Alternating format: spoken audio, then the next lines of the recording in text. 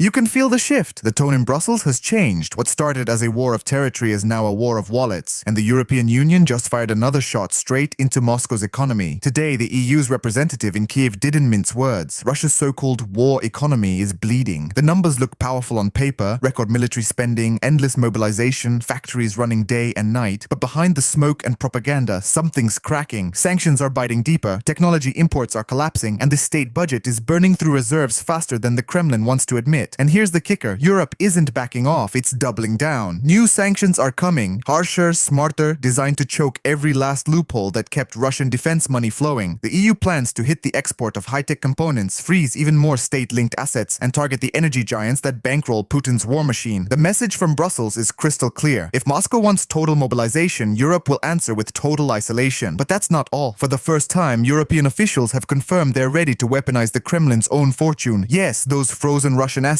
the hundreds of billions idling in Western banks, are now about to start working for Ukraine. The plan, discussed between the EU and the G7, is to redirect profits from those assets straight into Kyiv's reconstruction and defense funds. It's bold, controversial, maybe even dangerous, but to Europe, it's poetic justice. As one diplomat told The Times, Russia destroyed Ukraine's cities, now Russia's money will rebuild them. It's the kind of line that lands like a headline, but it's also a declaration of intent. Europe wants to prove that punishment can be permanent, that the economic battlefield can be as decisive as the military one. Meanwhile, the EU is preparing its biggest aid package yet. Not just cash, but hardware, air defense systems, energy equipment, investment in power grids, and long-term projects to rebuild what Russia's missiles keep tearing down. Officials call it sustainable support, but the subtext is obvious. They're betting on a long war. A war not of weeks or months, but of attrition, of who breaks first. Inside Brussels, they call this the phase of economic exhaustion. It's not about flashy victories, it's about slow strangulation. Sanctions that grind, budgets that shrink, supply chains that rot. The European calculus is simple: starve the Kremlin of technology, cash, and markets long enough, and the war machine collapses under its own weight. And there are signs it's working. Western analysts say Russia's defense industry is operating at maximum capacity. But that's not strength, that's burnout. Factories running non-stop mean no margin for repair, no investment for innovation, no space for recovery. Inflation is rising, skilled labor is vanishing, and behind the patriotic slogans, social tension is spreading like a quiet fever. But don't mistake Europe's confidence for complacency. The people behind this strategy know how risky it is. Sanctions cut both ways, energy markets are still volatile, populist voices across the continent are demanding relief, not escalation. Yet, for all the noise, the European line is holding. Brussels wants to show that it can take the economic hit and keep standing. Because if it cracks now, Moscow wins without firing a shot. That's why today's statement from the EU mission in Kiev wasn't just an update, it was a warning, a message to allies, investors, and adversaries alike. Europe is done playing defense. The sanctions are evolving, the aid is scaling, and the West is learning how to fight a war without a single soldier on the ground. And maybe that's the most radical part of this whole story, and that the front line of the 21st century isn't just trenches and drones anymore. It's spreadsheets, shipping bans, and frozen accounts. The new battlefield is economic, invisible, relentless, and global. And right now, Brussels believes it's winning. The financial front of this war is just as aggressive and, frankly, more ruthless. The EU and G7 have moved beyond the passive act of simply freezing Russian state assets. They are now executing a bold and legally unprecedented maneuver: the active confiscation of these funds. The document explicitly discusses finalized mechanisms to not just freeze, but to direct the staggering profits generated by these immobilized billions, amounting to hundreds of millions of euros annually, directly into a dedicated fund for Ukraine's military and reconstruction. Think about the sheer audacity and the chilling precedent this sets. They are creating a financial perpetual motion machine for war, one powered by Russia's own wealth. It's a move that fundamentally rewrites the rules of international finance and state sovereignty. The message to Moscow and to any other nation watching from Beijing to Tehran is crystal clear. Your reserves, your sovereign wealth, the assets you thought were safe in the global financial system are now a potential weapon to be used against you. This action shatters decades of established financial precedent and plunges the world into uncharted legal and economic territory, where the very concept of neutral custodianship of assets is thrown out the window in the name of geopolitical conflict. Simultaneously, they are systematically tightening the noose on Russia's remaining lifeblood, its energy revenues. The notorious Shadow Fleet, an armada of aging, often uninsured tankers used to smuggle Russian oil around the G7 price cap, is now a primary target for dismantlement. The EU's plan involves deploying crippling secondary sanctions against any entity anywhere on the globe that facilitates this trade. This means any company providing insurance, maritime services, port access, or even financing for these illicit shipments will face immediate and devastating economic exile from Western markets. They are not just going after the ships, they are launching a global hunt for the facilitators, the discreet bankers in third-world financial hubs, the complex networks of shell companies, the lawyers and commodity traders who form the hidden, grimy plumbing of Putin's war finances. This is a financial decapitation strike aimed squarely at the oligarchs and the state-owned giants like Rosneft and Gazprom that feed the Kremlin's colossal war budget. The official in Kiev coldly stated that the overarching objective is to make the Russian state's entire financial operation so astronomically costly, so logistically complex, and so legally risky that it becomes utterly unsustainable. They are not merely trying to constrain Russia's economy, they are actively working to bankrupt a nuclear-armed permanent member of the UN Security Council, a gamble with stakes that are almost incomprehensible. Now let's turn to the other, equally critical side of this grand strategy, the monumental, almost civilizational project of propping up and rebuilding Ukraine. But let's strip away the humanitarian rhetoric and call it what it truly represents, the wholesale purchase and permanent reshaping of a nation's geopolitical destiny. The European Union is not merely dispatching aid packages, it is executing a rapid, forced draft overhaul of the entire Ukrainian state apparatus, and it's doing it with Ukrainian blood and European treasure. The hundreds of billions of euros being mobilized are not a charitable gift, they are a lever of immense and uncompromising influence. This colossal financial injection is explicitly and unapologetically tied to a radical, top-to-bottom transformation of Ukraine's economy, its legal foundations, its governance, and its administrative structures to conform perfectly to EU standards and regulations. They are fast-tracking a political and economic integration process that historically takes candidate nations decades, and they are doing it in the blinding, chaotic crucible of a devastating, high-intensity war. This process creates a terrifying and absolute dependency, one that the government in Kiev, fighting for its very survival against an existential threat, has absolutely zero power to resist or even meaningfully negotiate. It must accept every single condition, every demanded reform, every piece of legislation effectively drafted in the corridors of power in Brussels and Berlin. The European Union is, in real time, rewriting Ukraine's rulebook. They are restructuring its anti-corruption bodies, reforming its constitutional courts, and reshaping its market regulations to mirror those of the EU. They are not just repairing its bombed-out energy infrastructure, they are rebuilding it to European technical specifications, ensuring it becomes permanently and irreversibly interoperable with the continental EU grid, physically binding Ukraine to Europe. They are aggressively pushing Ukrainian agricultural and industrial products into the European single market, systematically dismantling trade barriers and binding the two economies at the hip for the long term. What we are witnessing is the creation of a de facto protectorate, a client state in real time. Is this a noble salvation from annihilation, or is it the most sophisticated and extensive form of neocolonialism the 21st century has yet witnessed? Ukraine is being saved from absorption by Moscow, but in the process it is surrendering a vast and profound portion of its national sovereignty and policy autonomy to Brussels. Its future trajectory, its economic model, its very identity are being meticulously planned, financed, and engineered, and the astronomical bill for its survival comes with political strings that will dictate its course for generations to come. The consequences of this relentless two-pronged assault for Putin's Russia are nothing short of apocalyptic from a long-term strategic standpoint. The Russian president initiated this catastrophic war with the primary goal of preventing Ukraine from irrevocably slipping into the Western orbit, of keeping it within Russia's traditional sphere of influence and denying it to NATO. The EU's unveiled strategy, with cold, brutal efficiency, guarantees the exact opposite outcome with mathematical certainty. If this comprehensive plan succeeds, Ukraine will emerge from the ashes of this conflict not as a battered, neutral buffer state, but as a de facto member of the Western political and economic alliance long before it ever gets a formal vote in the European Parliament. It will be armed to the teeth with a modern NATO-standard military, its economy fully integrated and subsumed into the European single market, its legal and political system scrubbed clean of any remaining Soviet legacy and remade entirely in a contemporary European image. For the Kremlin's strategic planners, this is their ultimate geopolitical nightmare realized, a large, populous, resource-rich, and increasingly powerful hostile state right on their vulnerable southwestern border, permanently and institutionally aligned with their primary adversaries. This isn't a policy of simple containment anymore. This is the active and deliberate creation of a new, permanent, and heavily militarized front line in a protracted Cold War. The immense internal and external pressure this will exert on the fragile Russian regime could prove to be existential, potentially triggering widespread social unrest as economic conditions deteriorate, or, far more frighteningly, provoking a desperate, catastrophic escalation from a cornered and paranoid Kremlin that feels it has nothing left to lose. The West, led by Europe in this economic theater, is betting everything, global financial stability, long-term security, and the avoidance of a wider war, on the core premise that Russia's economic and social structures will collapse under this pressure long before its political will or its vast military potential does. It is the highest-stakes geopolitical gamble of our lifetimes, but beyond the dry economic statistics and the grandiose declarations of strategic partnership, there exists a darker, more visceral reality that this European blueprint deliberately glosses over. Let's talk about the human rubble of this economic war, the collateral damage that doesn't feature feature in the official press releases from Brussels, while the bureaucrats speak in sterile terms of maximizing sanction efficacy and optimizing financial pressure. The consequences are being felt in the kitchens and marketplaces of ordinary Russians. This is not an abstract policy. It is a form of collective economic strangulation designed to make life so unbearably difficult that the population breaks. Inflation is eviscerating savings. The technological blockade means access to everything from advanced medical equipment and spare parts for critical infrastructure to commonplace consumer electronics is drying up, systematically pushing society back towards a pre-digital age. The stated goal may be to cripple the war machine, but the method is to inflict widespread societal pain. This is a dangerous gambit. Will it truly foment popular revolt against the Kremlin, or will it instead foster a bitter fortress mentality, a unifying us against the world resolve that plays directly into Putin's hands, allowing him to consolidate power further by blaming all hardship on a hostile West? The EU document casually acknowledges this risk as a necessary and acceptable cost of doing business. But are we, as a global community, comfortable with a policy whose success is predicated on plunging 140 million people into deepening hardship and isolation? This is the moral abyss at the heart of the strategy. And what of the promised land of Ukraine, this emerging European fortress being built with such breakneck speed? The narrative is one of heroic resilience and steadfast Western support. But on the ground, the reality is far messier and more cynical. This unprecedented deluge of foreign cash, billions upon billions, is coursing through a country that was, even before the war, notoriously plagued by systemic corruption. It is creating a distorted, surreal wartime economy where mind-boggling sums of money move through institutions under immense strain. There are persistent, troubling reports from auditors and journalists of aid money disappearing into a maze of shell companies, of military procurement contracts being awarded at inflated prices to opaque intermediaries, of a new class of wartime profiteers emerging and amassing fortunes while soldiers on the front lines plead for basic equipment. The European Union is, of course, aware of this cancer. Their documents pay lip service to strict conditionality and robust monitoring mechanisms, but can they truly control it? They are attempting to construct a transparent, accountable European-style state apparatus in the midst of a vicious fight for national survival, an environment where expediency always trumps procedure and the old networks of patronage and graft have adapted, not vanished. The terrifying risk is that the West is not just building a democratic bulwark, but is inadvertently bankrolling the most spectacular corruption bonanza in modern European history, creating a black hole for taxpayer money that could ultimately discredit the entire project and destabilize Ukraine from within. Is the nation being reborn as a beacon of democracy, or is it being transformed into a captured state where powerful oligarchs and political clans have simply switched their allegiance and their rent-seeking from Moscow to Brussels? This is the corrosive, unanswered question that hangs over the entire reconstruction effort. The ripple effects of this economic war extend far beyond the borders of Ukraine and Russia, fundamentally reshaping global alliances and economic stability. The aggressive weaponization of the dollar-based financial system and European markets has sent a seismic shockwave through capitals across the global south. While many nations have officially adopted a stance of neutrality, their leadership is watching with profound alarm. If the US and Europe can, with a snap of their fingers, freeze a country's central bank assets, exile its banks from the global payment system, and confiscate private property based on political decisions, what does that mean for their own financial security? This has triggered an accelerated, desperate search for alternatives. We are witnessing a tangible, if still nascent, fragmentation of the global economic order. Countries from China and India to Brazil and Saudi Arabia are aggressively exploring bilateral trade in local currencies, developing alternative payment systems to SWIFT, and diversifying their foreign reserves away from the dollar and the euro. They are not necessarily doing this out of sympathy for Russia, but out of a cold, calculated instinct for self-preservation. The West's demonstration of its financial power is, paradoxically, spurring the creation of a parallel financial universe that will, in the long run, diminish its own influence. The world is not just watching the war in Ukraine, it is watching the unmaking of the economic rules that have governed the planet for decades, and many are deciding they need a new rulebook where they are less vulnerable to Western coercion. From a purely analytical Euro-American perspective, however, this strategy is seen as a masterclass in 21st century statecraft. It represents a long overdue and decisive evolution from the hesitant, fragmented response to Russia's 2014 annexation of Crimea. Finally, Europe has shed its dependency on Russian energy and discovered the political will to wield its immense economic power as a unified strategic weapon. This approach plays perfectly to the West's core strengths, its deep capital markets, its technological dominance, and its network of global alliances. It allows the US and EU to wage a devastating campaign against Russia without risking a single soldier in direct combat, a fact that is hugely significant for domestic public opinion on both sides of the Atlantic. The integration of Ukraine is framed not as an occupation, but as a historic opportunity to extend the zone of democracy, stability, and prosperity, while simultaneously dealing a crippling, perhaps even fatal blow to a revanchist authoritarian power. The calculation in Washington and Brussels is that the long-term strategic benefit of a secure pro-Western Ukraine integrated into European structures far outweighs the financial cost and the geopolitical turbulence it is causing. This is a policy of profound ambition. It seeks not just to win a war, but to decisively win the peace that follows, ensuring that whatever emerges from the rubble is permanently and irrevocably aligned with the West. It is a vision of a Europe whole, free and entirely under the democratic umbrella, with a defeated Russia marginalized on its periphery. So where does this leave us, the spectators, to this grand and terrifying drama? We are witnessing the violent, chaotic birth of a new world order, one being forged in the fires of economic warfare and conventional battle. The European Union's announcement is far more than a policy shift. It is a declaration of a new kind of conflict, where bank statements are as important as bulletins and supply chains are the new front lines. For Ukraine, it offers the promise of survival and a European future, but at the potential cost of its economic independence and a fierce internal struggle against corruption. For Russia, it presents an existential crisis that could lead to societal collapse, desperate escalation, or a new, even more isolated and hostile form of authoritarianism. For the West, it is the ultimate test of its cohesion, its strategic patience, and its ability to manage the terrifying global fallout from its own actions. And for the rest of the world, it is a stark lesson in realpolitik, accelerating a frantic rush to de-risk from a Western-dominated system that has proven it can be weaponized. The message from Brussels is unequivocal and cold. We have the economic mass, the technological leverage, and the political will to see this through, no matter the cost. The economic war for Europe's future is now the main event, and its outcome will define the balance of power for the rest of this century. As the dust settles on this explosive revelation from Brussels, we are forced to confront the ultimate terrifying question. What happens when this grand strategy meets the unforgiving test of reality? The European Union has cast the die, committing itself to a path of economic destruction and nation-building on a scale not seen since the Marshall Plan. But the world is not a chessboard, and the pieces have a will of their own. The Kremlin is not simply going to surrender its centuries-old imperial ambitions because its credit lines are cut. Instead, we are entering the most dangerous phase of this conflict, the phase of desperation and unpredictable retaliation. Russia's response to this economic siege will not be limited to the battlefield in Donbass. We should anticipate a dramatic escalation in asymmetric warfare, cyber attacks targeting critical European infrastructure, power grids, financial networks, hospitals will become more frequent and more devastating. Disinformation campaigns aimed at shattering European unity will reach a fever pitch, exploiting every social and political fracture from migration to inflation. Sabotage, political subversion, and covert operations on European soil will become the new normal. The war is coming home to Europe, not in the form of tanks, but in the form of chaos and instability engineered by a wounded and cornered bear. This is the price of total economic war. And what of the Ukrainian people, the purported beneficiaries of this entire colossal endeavor? They are caught in an impossible position. Their bravery and sacrifice have inspired the world, but they are now also the subjects of a breathtaking geopolitical experiment. The sheer scale of the incoming Western money and influence threatens to create a neo-colonial dependency that could last for generations. The very fabric of the society is being rewoven by external powers. While the intention may be noble, the outcome is fraught with peril. Will this create a vibrant, sovereign European democracy? Or will it produce a perpetually indebted client state, its political class beholden to foreign donors, its economy permanently skewed to serve external interests, and its national identity diluted into a bland, bureaucratic European prototype? The Ukrainian people are fighting for their land, but they may ultimately lose their voice in determining their future.